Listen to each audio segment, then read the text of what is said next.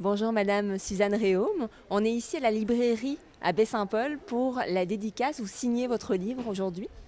Effectivement. Alors, ça me fait plaisir d'être ici à la librairie à la Baie-Saint-Paul.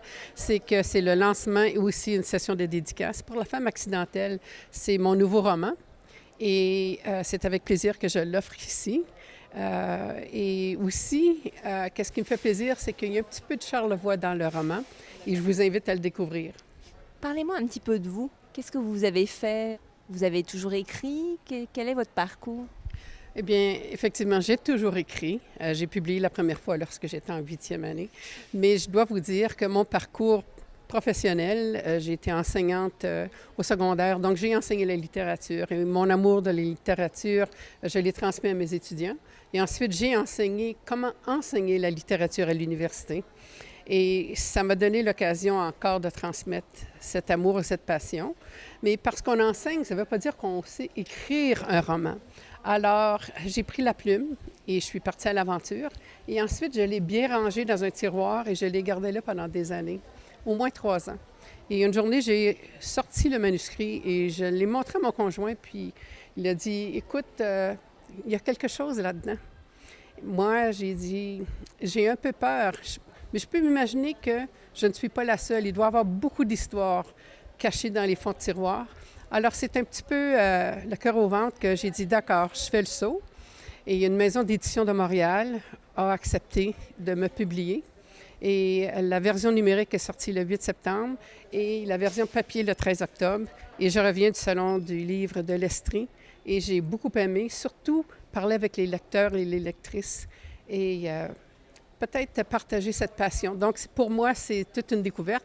Maintenant que je suis à la retraite et qu'on vit notre rêve ici à Charlevoix, pour moi, comme je vous dis, c'est le rêve réalisé d'une petite fille qui a commencé à écrire en 8e année.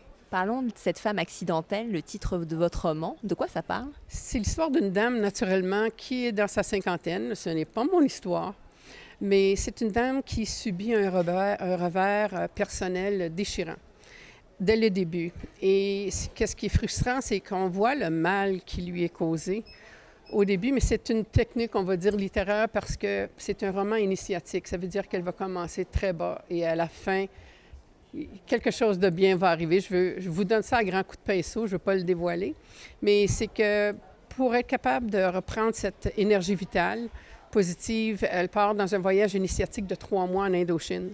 Donc, en Chine, elle va combattre ses démons. Elle va quand même rencontrer des gens le long de son parcours dans les temples chinois, des moines, des nonnes, qui vont lui donner des perles de sagesse. Au Japon, elle va vivre un genre de Compostelle japonais. C'est qu'elle va marcher, faire le tour de l'île de Shikoku. C'est un circuit de 88 temples et ce n'est pas linéaire comme Compostelle. C'est très bouddhiste. En d'autres mots, elle tourne en rond continuellement. Alors, c'est la réincarnation, c'est le détachement de soi. Puis c'est là qu'elle va vivre une espèce d'épiphanie où qu'elle va trouver des réponses. Ensuite, elle va au Vietnam et puis c'est là qu'elle vit un genre de vagabondage intoxiquant. Et c'est là qu'elle va avoir sa dernière perle de sagesse. Puis elle nous relate ça dans un journal personnel, puis on s'accroche à elle, on l'aime, Samuel, puis on se voit dans elle, mais on voit d'autres personnes aussi dans elle. Puis au Vietnam, elle termine cette belle bulle de l'Indochine avec les temples et puis l'encens. Elle revient dans Charlevoix, où elle confronte la réalité. Et puis, est-ce qu'elle est en mesure de mettre en action toutes ces belles choses qu'elle a apprises en Indochine?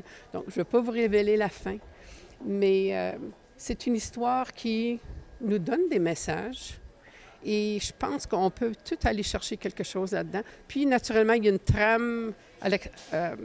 une trame qui se dessine à l'arrière, qui crée des tensions, etc. Donc, oui, c'est une aventure, mais le fait qu'elle parle dans son journal et puis dans un grimoire, ça nous donne la chance de marcher avec elle et de faire le pèlerinage avec elle. Alors, c'est pas un roman psychologique ou spirituel ou religieux, mais c'est vraiment quelque chose qui célèbre ou qui fête cette énergie positive qu'on a en nous. Pourquoi Charlevoix? Si je comprends bien, le manuscrit, ça faisait longtemps qu'il était dans un tiroir. Est-ce que déjà à l'époque, vous aviez décidé qu'elle revenait dans Charlevoix?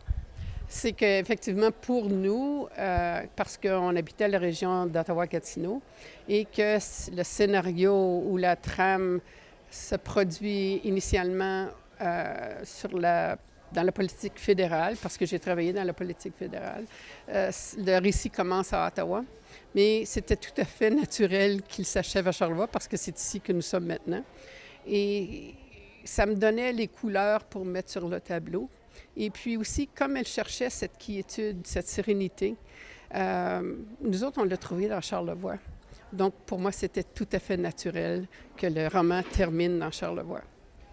Qu'est-ce qui a motivé le choix en fait, de commencer avec un homme, finalement, un homme politique? Est-ce que vous aviez, dû à votre expérience professionnelle, c'est pour ça que vous avez eu envie de peindre ce portrait-là?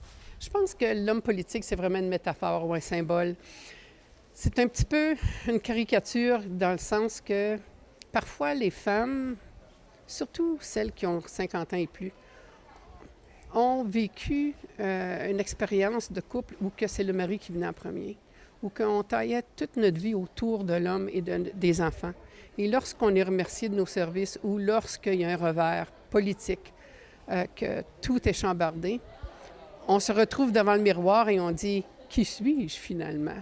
Et est-ce que je compte pour quelque chose? » Donc, la femme accidentelle, elle pense que tout lui arrive par accident autour d'elle.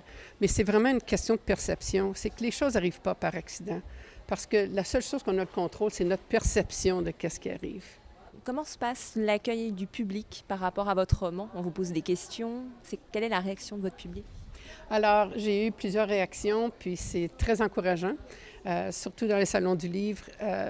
Premièrement, c'est la page couverture qu'on me demande parce que j'ai demandé à un artiste de réaliser une geisha occidentale avec la face blanche, etc.